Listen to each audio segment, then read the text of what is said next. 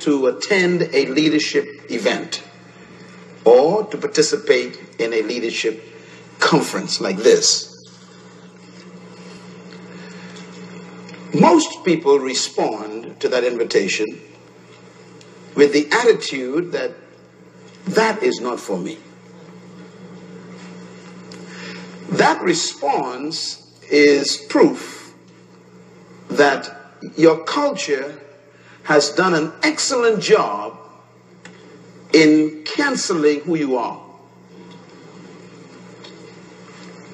This place, for example, would have been filled to capacity if we had said, come to a miracle service.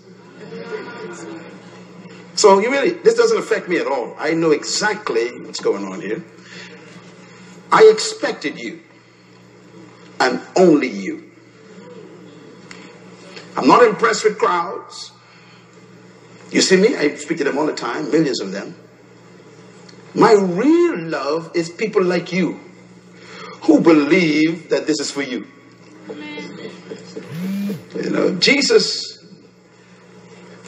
didn't like crowds.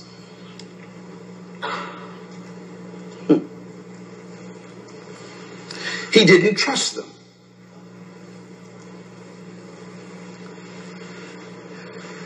Because he understood the strategy for changing the world. And the strategy for changing the world is not large meetings or big events. It's small groups committed to intensive transformation. So he chose 12 people. Can you imagine someone who came to change the world only chose 12 people?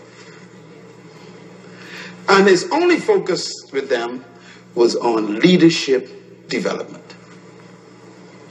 He started with raw material, which means these 12 specimens had no formal training in leadership.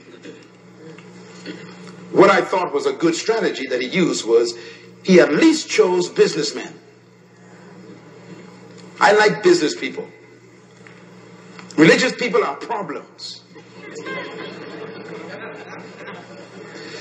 So the people he chose were business people and professional people. Like Matthew was an accountant. Luke was a doctor, a medical doctor. Peter, James, and John owned a fishing company. These were businessmen. And the number one business of that day was fishing in that village around Galilee. So these guys were owners of the top business industry. That's who he chose. Because he wanted to produce leaders.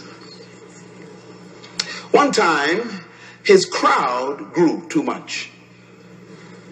You would remember that one day, the people stayed with him for 3 days, and they ran out of food.